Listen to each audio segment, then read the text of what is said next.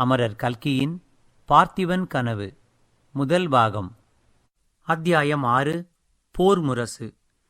வீட்டு வாசலிலிருந்து குதிரை கிளம்பிப்போன சத்தம் கேட்டதும் வள்ளி முற்றத்துக்கு வந்தாள். மாரப்ப பூபதி உதைத்து தள்ளிய கத்திகளில் ஒன்றை கையில் எடுத்துக்கொண்டு, தாத்தா, இந்த கத்தி கேடயமெல்லாம் நீ செய்து என்ன பிரயோஜனம்? நமது மகாராஜாவைப் பற்றி அப்படி கேவலமாய் பேசியவனை சும்மா தானே விட்டுவிட்டாய் என்று ஆத்திரத்துடன் கேட்டாள். ஏன் வள்ளி உனக்கு இவ்வளவு கோபம்? நீ சொன்னதைத்தானே நமது பழைய சேனாதிபதியும் சொன்னார், சண்டை வேண்டாம் என்று என்றான் கிழவன். சேச்சே, நான் சண்டை வேண்டாம் என்று சொன்னேனா? சண்டை எதற்காக என்று தெரியாமல்தானே கேட்டேன் என்று வள்ளி சொன்னபோது அவள் கண்களில் நீர் ததும்பிற்று. ஆமாம் வள்ளி, அதை நான் சொல்ல ஆரம்பித்த போதுதான் இந்த பாவி வந்துவிட்டான். வாதாபி சக்கரவர்த்தி புலிகேசி தென்தேசத்தின் மீது படையெடுத்து வந்து பல அட்டூழியங்கள் செய்துவிட்டு திரும்பப் போனதை சொன்னேன் அல்லவா?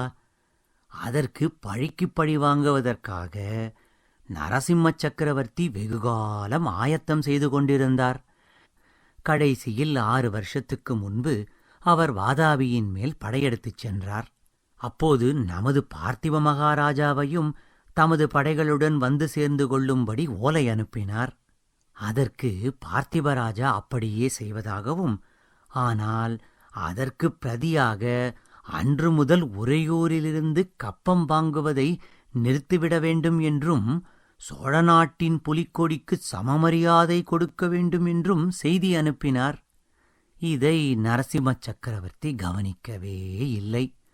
மறு ஓலை கூட அனுப்பாமல் படை கிளம்பி போய்விட்டார். அன்று முதல் பார்த்திப மகாராஜாவும் காஞ்சிக்கு கப்பம் அனுப்புவதை நிறுத்திவிட்டார். அது காரணமாகத்தான் யுத்தம் வந்திருக்கிறது வள்ளி. இப்போது நீயே சொல்லு, பார்த்திப மகாராஜா முன்வைத்த காலை பின்வைத்து சக்கரவர்த்தியிடம் சரணாகதி அடைந்து விடலாமா? நமது சிராப்பள்ளி மலையில் போட்ட புலிக்கொடியை தாழ்த்தி பல்லவர்களின் எருதுக்கொடியை மறுபடியும் பறக்கவிடலாமா? அந்த அவமானத்தை சகித்துக் கொண்டாவது இந்த சோழ தேசத்து மக்கள் எதற்காக உயிரை வைத்துக் கொண்டிருக்க வேண்டும்? அந்த நியாயமெல்லாம் எனக்கு தெரியாது தாத்தா. நமது பார்த்திப மகாராஜா என்ன செய்கிறாரோ அதுதான் சரி. அவருக்கு விரோதமாய் பேசுகிறவர்கள் எல்லாரும் பொல்லாத பாவிகள். அவர்கள் நரகத்துக்குத்தான் போவார்கள். இந்த மாரப்ப பூபதியை நீ சும்மா விட்டு விட்டாயே என்று எனக்கு இருக்கிறது தாத்தா. நமது மகாராஜா எவ்வளவு நல்லவர் தெரியுமா? ஆமாம், நமது மகாராஜா ரொம்ப நல்லவர்தான். ஆகையினால்தான் இந்த குலங்கெட்ட மாரப்பனுக்கு இவ்வளவு இடம் கொடுத்து தலையில் தூக்கி வைத்துக் கொண்டு கூத்தாடினார். என்ன சொல்லுகிறாய் தாத்தா? சரியாகத்தான் சொல்லுகிறேன். இந்த மாரப்ப பூபதி நமது மகாராஜாவின் சொந்த சகோதரன் அல்ல. பழைய மகாராஜா 50 வயதுக்கு மேல் சபலம் தட்டி யாரோ ஒரு மூதேவியை கல்யாணம் செய்து கொண்டார். ஊரில் யாருக்குமே அந்த கல்யாணம் பிடிக்கவில்லை. அந்த மூதேவியின் பிள்ளைதான் இந்த மாரப்பன்.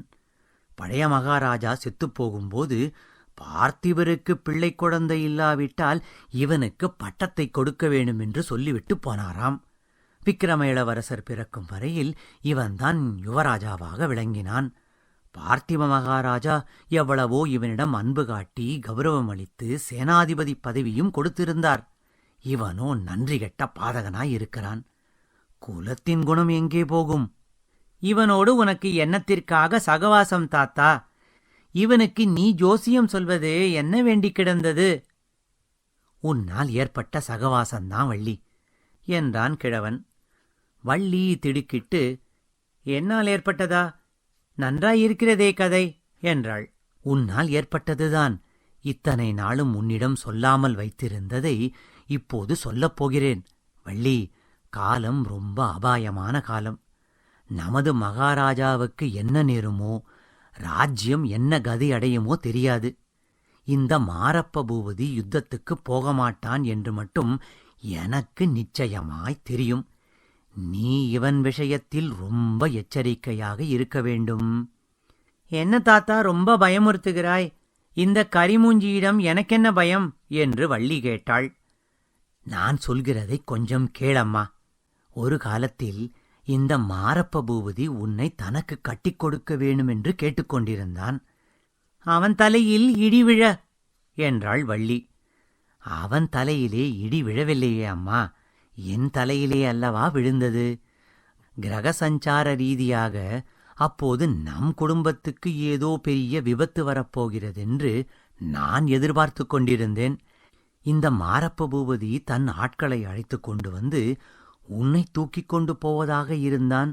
இதுவும் எனக்கு தெரிந்தது. நீயும் உன் தமையன்மார்களும் அப்போது வீட்டில் இருந்தால் இரத்தக்களரியாகும் என்று எண்ணித்தான் எல்லோரையும் அக்கறையிலுள்ள கல்யாணத்துக்குப் போங்கள் என்று அனுப்பினேன். யமன் நடுவாற்றில் சூறாவளி காற்றாக வந்தான். உன் அண்ணன்மார் எல்லாரும் செத்துப்போனார்கள். சுவாமி உன்னை மட்டும் எனக்கு கொடுத்தார். இப்படி சொல்லிவிட்டு கிழவன் பெருமூச்சு விட்டான். ஆகாயத்தை பார்த்து ஏதோ யோசனையில் ஆழ்ந்தான். வள்ளி, இத்தனை நாளும் சொல்லவில்லையே தாத்தா, இவன்தானா என் அண்ணன்மார்களுக்கெல்லாம் யமனாக வந்தவன்? அப்புறம் என்ன நடந்தது என்று கேட்டாள். நீங்கள் எல்லோரும் படகேறி போன பிறகு நான் எதிர்பார்த்தபடியே இவன் தன் ஆட்களுடன் வந்தான். வீட்டில் நீ இல்லை என்று கண்டதும் தம் தம் என்று குதித்தான். அவனை சமாதானப்படுத்துவதற்காக நான் ஜோதிட சாஸ்திரத்தை உபயோகப்படுத்தினேன். நீ பெரிய சக்கரவர்த்தியின் மருமகனாகப் போகிறாயப்பா, இந்த அற்ப ஆசையெல்லாம் விட்டுவிடு என்று சொன்னேன். அது முதல் இவன் என்னவெல்லாமோ ஆகாசக் கோட்டைகள் கட்ட ஆரம்பித்து விட்டான். ஜோசியம் கேட்பதற்கு அடிக்கடி வந்து என் பிராணனை வாங்கிக் கொண்டிருக்கிறான்.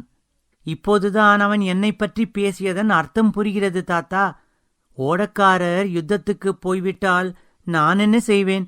நீதான் என்னை காப்பாற்ற வேணும் என்று சொல்லி கிழவனுடைய கையை வள்ளி கெட்டியாக பிடித்துக் கொண்டாள். அவளுடைய உடம்பு நடுங்கிற்று. கிழவன், பைத்தியமே, ஏன் இப்படி நடுங்குகிறாய்? பொன்னன் சண்டைக்கு போக மாட்டான். அவனை மகாராஜா அழைத்து கொண்டு போக மாட்டார். என் குடும்பத்துக்கு நேர்ந்த பெரிய விபத்து மகாராஜாவுக்கு தெரியும். என் குலத்தை வளர்க்க நீ ஒருத்திதான் இருக்கிறாய் என்றும் தெரியும். ஆகையால்தான் பொன்னனை சண்டைக்கு வரவேண்டாம் என்றார். நிச்சயமாக அழைத்துப் போக மாட்டார் என்றான். அச்சமயம் வாசலில் முரசடிக்கும் ஓசை கேட்டது. பின்வருமாறு கூவும் குரலும் கேட்டது. வெற்றிவேல், வீரவேல், யுத்தம் வருகுது, யுத்தம் வருகுது. சோழ தேசத்தின் மானத்தை காக்க யுத்தம் வருகுது. படையில் சேர்வதற்கு மீசை முளைத்த ஆண் பிள்ளைகள் எல்லோரும் வரலாம். நொண்டி, குருடு, சப்பானி, ஒரு தாய்க்கு ஒரு பிள்ளை தவிர மற்றவர்களெல்லாம் வரலாம். உடம்பிலே சுத்த ரத்தம் ஓடுகிறவர்கள் எல்லாரும் வரலாம். வெற்றிவேல், வீரவேல். இதைத் தொடர்ந்து முரசின் சத்தம் ஊர் அதிரும்படியாக எழுந்தது. இந்த போர் முழக்கத்தைக் கேட்ட வள்ளியும் கிழவனும் தெருப்பக்கம் சென்றார்கள். முரச யானையும் அதைச் சுற்றி சில வீரர்களும் போய்க் கொண்டிருந்தார்கள். முரசும் முரசு அடித்தவனும் அரை கூவியவனும் யானை மேல் இருந்தனர். இந்த ஊர்வலம் தெருக்கோடி போகும் வரையில் பாட்டனும் பேத்தியும் கண்கொட்டாமல் பார்த்து கொண்டு நின்றார்கள். ஊர்வலம் தெருக்கோடியில் திரும்பியதும் கிழவன் ஒரு பெருமூச்சு விட்டுவிட்டுச் சொன்னான். வள்ளி, உன்னை பொன்னனும் பகவானும் காப்பாற்றுவார்கள். இந்த யுத்தத்தில் சேர்ந்து வீர சொர்க்கம் அடைய என் குடும்பத்திலே வேறு யாரும் இல்லை.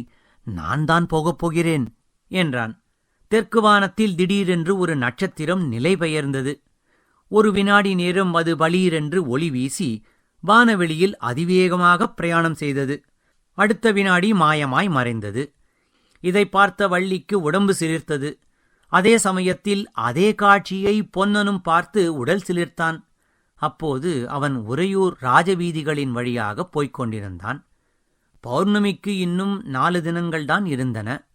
சுக்லபட்சத்து சந்திரன் வானவெளியில் ராஜஹம்சத்தைப் போல் சஞ்சரித்து வெள்ளி நிலவை பொழிந்து கொண்டிருந்தான். உறையூரின் மாட மாளிகைகளெல்லாம் அந்த வெண்ணிலவில் ஒளியும் மோகனமும் பெற்று சொப்பனலோகம் போல் காட்சியளித்தன. ஓடம் வண்டியில் ஏறும், வண்டி ஓடத்தில் ஏறும் என்று சொல்வதுண்டல்லவா? இந்த காலத்தில் திருச்சிராப்பள்ளி பெரிய நகரமாகவும் உறையூர் சிற்றூராயும் இருக்கிறது. அந்த நாளிலோ உறையூர்தான் தலைநகரம், திருச்சிராப்பள்ளி சிற்றூர். 2 ஊர்களுக்கும் நடுவில் இடைவெளியில்லாமல் கடைவீதிகளும் பல வகை தொழில் செய்யும் மக்கள் வாழ்ந்த தெருக்களும் இருந்தன. சிராப்பள்ளி மலையிலிருந்து மகாராஜா இறங்கி வந்து சேர்வதற்கு முன்னால் பொன்னன் அரண்மனை வாசலை அடைந்துவிட விரும்பினான். மகாராஜா சுவாமி தரிசனம் செய்துவிட்டு மலை உச்சியிலிருந்து இறங்கி வரும்போது வழியில் நின்று இளவரசருக்கு என்னத்தை காட்டியிருப்பார் என்பது அவனுக்கு ஒருவாறு தெரிந்திருந்தது. அங்கேதான் சோழ வம்சத்தின் அவமான சின்னங்கள் இருந்தன. பார்த்திவ மகாராஜாவின் தந்தை மகேந்திரவர்ம சக்கரவர்த்தியின் முன்னால் வாளையும் வில்லையும் வைத்து அடிபணிந்து விதவிதமான ரத்தினங்களையும் ஆபரணங்களையும் காணிக்கையாக ஏற்றுக்கொள்ளும்படி வேண்டிக் கொள்ளும் காட்சி அங்கே சித்தரிக்கப்பட்டிருந்தது. அதை நினைக்கும் போதே பொன்னனுக்கும் ரத்தம் கொதித்தது. சோழ நாடு இந்த அவமானத்தை எத்தனை நாளைக்கு சகித்துக் கொண்டிருப்பது? யுத்தகளத்தில் பல்லவர்களின் ரத்தத்தை பெருக்கி அந்த அவமானத்தை துடைத்துக் கொள்ள வேண்டாமா என்று எத்தனையோ முறை பொன்னன் சிந்தித்ததுண்டு. அப்படிப்பட்ட சந்தர்ப்பம் இப்போது ஏற்பட்டிருக்கும்போது தான் மட்டும் யுத்தத்துக்குப் போகாமல் வீட்டில் முக்காடிட்டுக் கொண்டிருப்பதா? இவ்விதம் யோசித்துக் கொண்டே பொன்னன் விரைவாக நடந்து சென்றான். இத்துடன் அத்தியாயம் 6 போர் முரசு நிறைவடைந்தது.